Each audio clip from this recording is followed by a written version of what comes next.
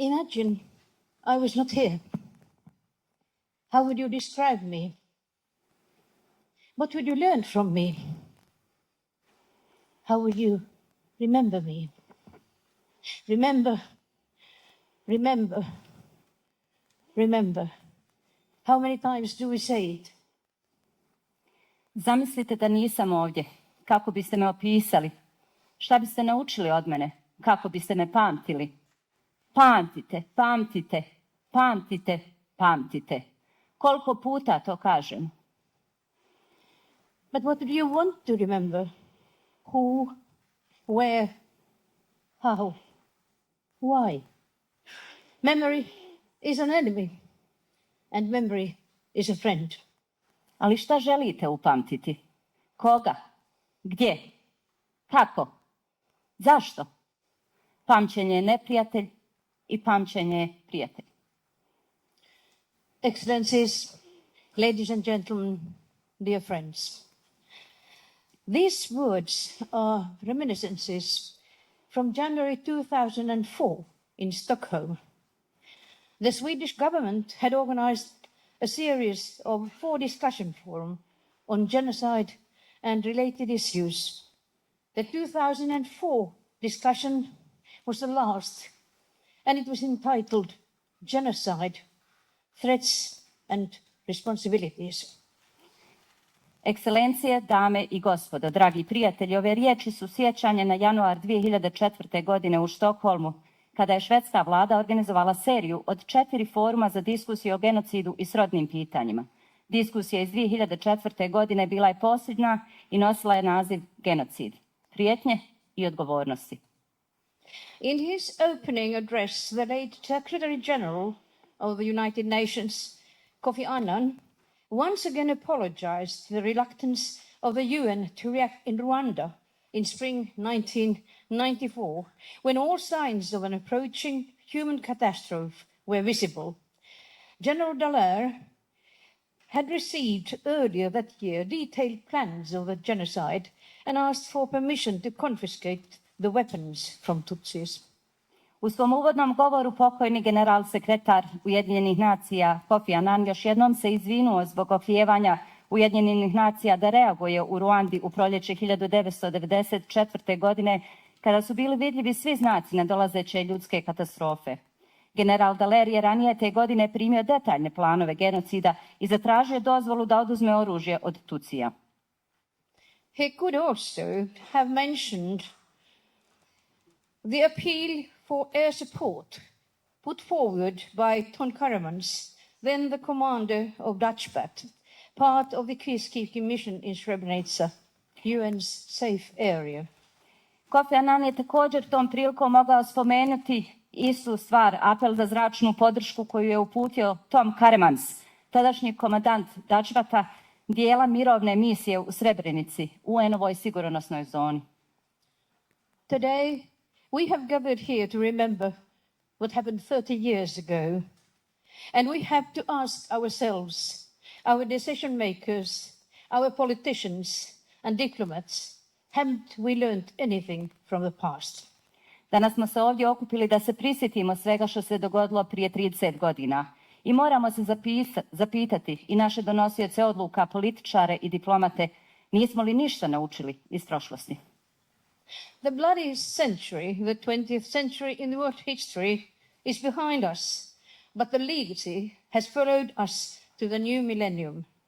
Researchers have estimated that in the 20th century, up to 220 million people were killed in wars between states, 2 world wars, genocides, in internal armed conflicts and acts of violence, during forcible collectivizations, famines, forced transfers of population in labor and prison camps as a result of violence that states have used against their own citizens.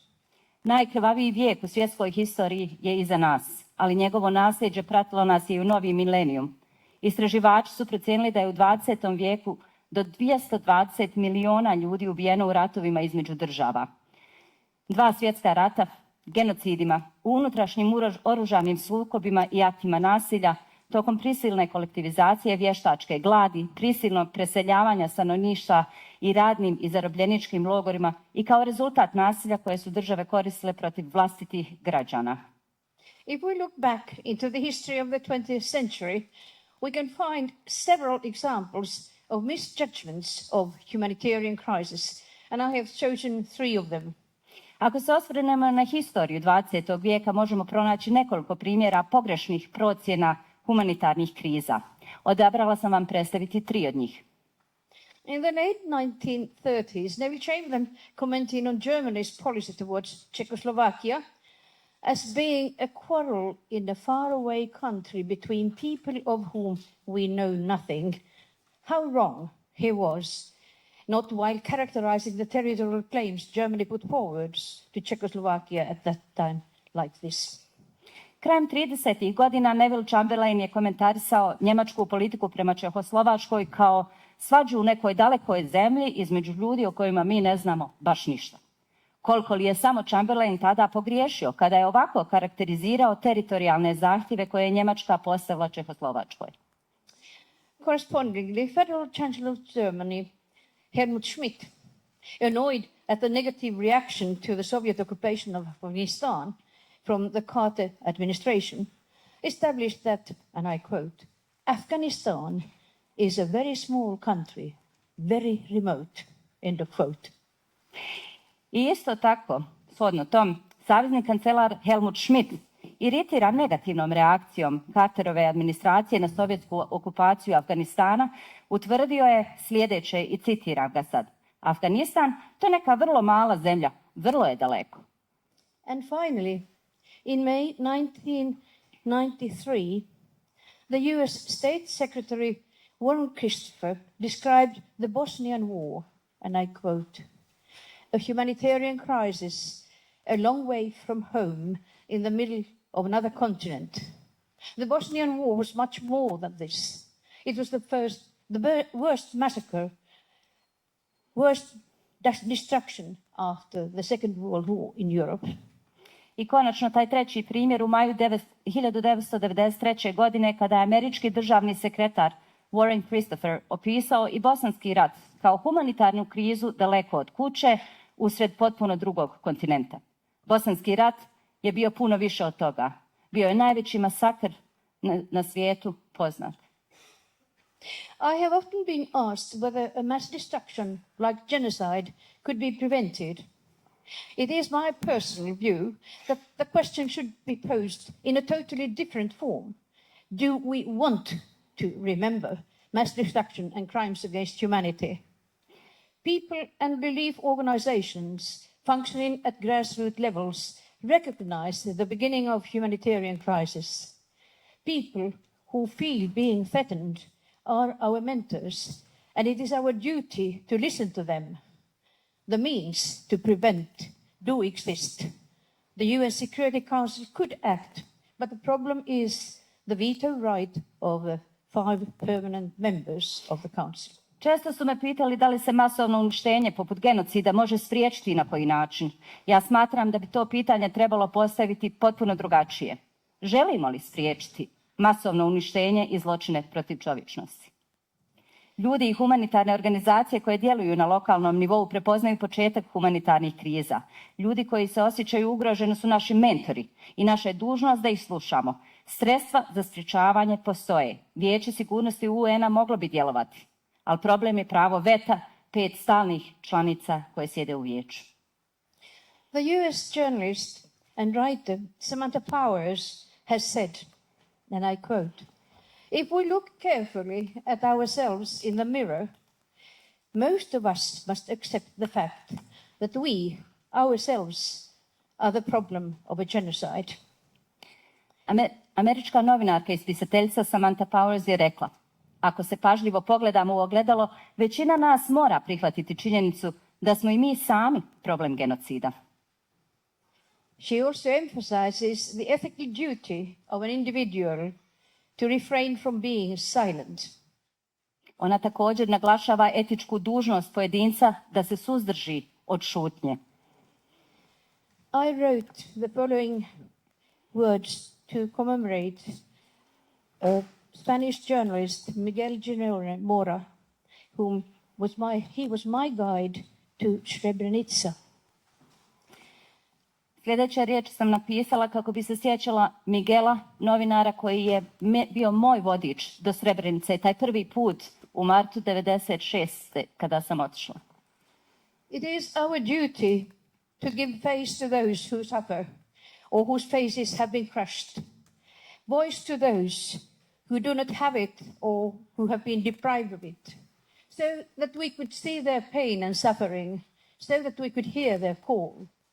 Only then we can learn what has happened, do something, and most importantly, we must not forget. Naša je dužnost dati lice onima koji pate ili čija su lica uništena, glas onima koji ga nemaju ili su mu uskraćeni, kako bismo mogli vidjeti njihovu bol, njihovu patnju, kako bismo čuli njihov poziv, jer tek tada možemo saznati šta se dogodilo i uraditi nešto po tom pitanju. A najvažnije od svega, ne smijemo zaboraviti. Elie Wiesel, the Nobel laureate in 1986, has referred to the memory and remembering in his speech, Hope, Despair and Memory in Oslo, with these words: remembering is a noble and necessary act. Without memory, our existence would be barren and opaque, like a prison into which no light penetrated, like a tomb which rejects the living.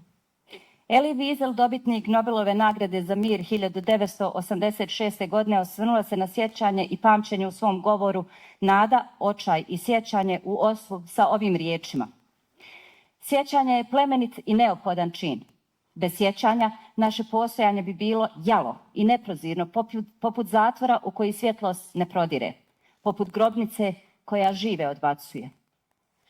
It is true that we cannot build our future on the rejection of the past. It has been said that the memory of evil and death serves as a shield against evil and death. We have to be honest. There are moments when we are powerless to prevent injustice, but there must never be a time we fail to protest. Throughout the history, those in power have subjected ordinary people and people who discuss, like writers, scientists, and intellectuals, to torture and persecution. Yet, we have to show courage and forget our comfortable role as passive onlookers. There are sets of two decision makers, those who decide to make war and those who follow the developments, keep their meetings, send their cables, express their concerns, and finally decide to do nothing. Istina je da ne možemo graditi svoju budućnost na odbacivanju prošlosti. Osim toga, rečeno je već da sjećanje na zlo i smrt služi kao štit protiv zla i smrti. Moramo biti iskreni. Postoje trenuci kada smo nemoćni da spriječimo nepravdu, ali nikada ne smije biti vrijeme kada ne uspijemo protestovati protiv toga. Kroz ljudsku historiju, oni koji su na vlasti podvrgavali su ljude koji raspravljaju poput pisaca, naučnika, intelektualaca, mučenju i progonu. Ipak moramo pokazati hrabrost. Moramo zaboraviti svoju udobnu ulogu pasivnih posmatrača. Postoje dvije grupe ljudi koji donose odluke. Oni koji odlučuju da započnu rat i oni koji prate razvoj događaja, održavaju sastanke, šalju telegrame, izražavaju strašnu zabrinutost i na kraju odluče da urade ništa. The deliberate destruction of monuments, places of worship, and works of art is evidence of the drift towards total war. It's sometimes the other face of genocide. The library in Sarajevo was destroyed in August 1992. The invaluable books and manuscript, Islamic cultural heritage, were burnt to ashes. Already in 1821, Heinrich Heine wrote, "Where they burn books, in the end, they will also burn human beings." Namjerno uništavanje spomenika, bogomolja, umjetničkih dijela dokaz je kretanja prema totalnom ratu. To je ponekad drugo lice genocida, jednako važno. Biblioteka u Sarajevu uništena je u avgustu 1992. godine.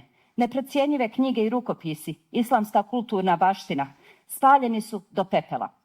Već 1821. godine Heinrich Heine je rekao: gdje spaljuju knjige, na kraju će spaljivati ljude. How could we break the vicious circle of hatred and revenge, which is so easily transmitted to future generations? There are no easy answers, but I will always remember the words of the late President Martti Ahtisaari to me. If the parties of the conflict are not generally willing to gain peace and reconciliation, there is no hope for success in peace mediation. Kako bismo mogli prekinuti začarani krug mržnje i osvete koji se tako lako prenosi na sve buduće generacije? Nema jednostavnog odgovora, ali uvijek ću upamtiti riječi pokojnog predsjednika Martija Ahtisaarija koje je uputio meni. Ako strane u sukobu nisu iskreno spremne za mir i pomirenje, nema nade za uspjeh u posredovanju upravo tog. The process of transmission of transgenerational trauma is unconscious. Grandparents and parents may have no intention to pass it on to their offspring, and yet children have heard and listened something and sensed odd speechlessness, the conspiracy of silence. Is it possible or desirable to forget the past atrocities and look toward the future? How to live with the dreadful memories and yet maintain your mental stability? So many people have to, because they have survived. Proces prebacivanja traume sa generacije na generaciju se dešava potpuno nesvjesno. Djedovi i roditelji nemaju namjeru prebacivanja takve stvari, no djeca slušaju i djeca čuju. Oni osjete tu čudnu nerječivost, tu zavjeru tišine. Je li moguće i je li poželjno zaboraviti užase prošlosti kako bismo gledali u budućnost? Kako živjeti sa užasnim sjećanjima, a ostati pri pameti? Toliko puno ljudi mora to, nažalost, svaki dan da radi, upravo zato što su preživjeli. Today, memories of my first visit to Srebrenica in March 1996 have come like waves into my mind. People I have worked with in Tuzla, survivors I have met in refugee camps, discussions with mothers, wives and children, hoping to learn of the fate of their missing family members, people who have lost nearly everything. They all have a right to know what has happened to their loved ones. Danas mi naviru sjećanja na moju prvu posjetu Srebrenici u martu 1996. godine. Kao valovi u mojim mislima. Ljudi sa kojima sam radila u Tuzli, preživjeli, koje sam upoznala u svim tim izbjegličkim kampovima, razgovori sa majkama, suprugama, djecom, od kojih su se svi nadali da će saznati sudbinu svojih nestalih članova porodice. Ljudi koji su izgubili gotovo sve. Svi oni imaju pravo znati šta se dogodilo sa njihovim voljenim. The Finnish forensic expert team worked in Tuzla in 1996-97. Together with local forensic experts and authorities, we collected and investigated human remains recovered in the vicinity of Srebrenica. The reports on manner and cause of death, including contributing factors to the death, were later submitted to the International Criminal Tribunal for the former Yugoslavia. Finski tim forenzičarskih stručnjaka radio je u Tuzli 1996. do 1997. godine. Zajedno sa lokalnim forenzičarskim stručnjacima i policijskim vlastima prikupili smo i istražili ljudske ostatke pronađene u blizini Srebrenice. Izvještaji o načinu i uzroku njihove smrti, uključujući i faktore koji su doprinijeli toj smrti, kasnije su dostavljeni Međunarodnom krivičnom sudu za bivšu Jugoslaviju. And when I completed my first report on Srebrenica to the United Nations, I added a sentence of the human rights of the dead, only to be told that dead people have no rights. Now, years later, experts on human rights have started to study this issue at London School of Economics. To me, dead people have the right to be buried in a grave that carries their own true name according to their religion and traditions of their community. I kada sam završila taj svoj prvi izvještaj o Srebrenici za Ujedinjene narode, dodala sam jednu rečenicu o ljudskim pravima mrtvih. Samo da bi mi svi rekli tada da mrtvi ljudi nemaju prava. Sada, toliko godina kasnije, stručnjaci za ljudska prava počeli su proučavati upravo ovo pitanje na Univerzitetu London School of Economics. Za mene, mrtvi ljudi imaju pravo biti sahranjeni u grobu koji nosi njihovo ime u skladu sa njihovom religijom i tradicijom zajednice kojoj pripadaju. In Tuzla, a young nurse came to my office. She had been wounded during the war and her husband was missing. She opened her bag and handed me a laminated photograph of two laughing young men. They were cousins. There was a text, "Memory from Srebrenica, May 1995. The photograph had been taken less than 2 months before Serbian troops marched to the town. The photograph was very familiar to me. I asked my assistant to bring an envelope from our archive and showed her the same photograph I had found in the pocket of a victim whose remains we had recovered on the mountains. U Tuzli mi je u ordinaciju došla mlada medicinska sestra. Bila je ranjena tokom rata, a njen muž nestao. Otvorila je torbu i pružila mi plastificiranu fotografiju dvojice nasmijanih mladića koji su bili rođaci. Bio je tu i tekst, sjećanje na Srebrenicu, maj 1995. godine. Fotografija je snimljena samo manje od 2 mjeseca prije nego što su srpske trupe umarširale u taj grad. Fotografija mi je bila poznata. Zamolila sam svoju asistenticu da donese kovertu iz arhive i pokazala sam joj fotografiju koju sam pronašla u džepu žrtve, čije smo posmrtne ostatke pronašli u planinama u blizini Srebrenice. For a second, I tried to find words, to say something at least. But she said 2 single words, "Thank you." She had hoped that her husband was still alive, possibly in a secret prison camp. But now she had learned what had happened. The truth could help her and their children to close the door to the past and look toward the future, to start the reconstruction of her own and their children's life and their broken society. Nadala sam se da je njen muž... Na trenutak sam pokušala pronaći riječi da nešto joj kažem. A ona je meni rekla 2 riječi. Hvala vam. Nadala se da je njen muž još uvijek živ, da je možda u nekom tajnom logoru ili zatvoru, ali sad je saznala istinu šta se njemu u stvarnosti dogodilo. Istina bi mogla pomoći njoj i njihovoj djeci da zatvore ta vrata prošlosti i da gledaju u budućnost. Da započnu rekonstrukciju svog života i života svoje djece te svoje razorene zajednice. And today, they have a grave to visit and remember him, the husband, the father. Weeks later, we were invited to their village for commemoration. I danas oni imaju mezar koji mogu posjetiti, na kojem ga se mogu sjećati, njihovog muža i oca. Sedmicama kasnije pozvali su nas u njihovo selo na komemoraciju. Genocide is death. Genocide is also the curse of survival. Genocide is a black hole in the spectrum of all reasoned thought. Genocide is the ultimate loss of humanity. Genocid je smrt. Genocid je prokletstvo opstanka. Genocid je crna rupa u spektru svake razumne misli. Genocid je konačni gubitak čovječanstva. Genocides never happen by chance. They happen because there are people who want them to happen, people who are prepared to conduct them, and people who allow them to be conducted. Genocidi se nikada ne događaju slučajno. Oni se dešavaju jer postoje ljudi koji žele da se ti genocidi dogode.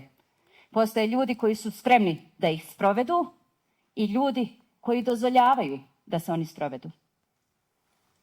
Remember, silence is a form of word.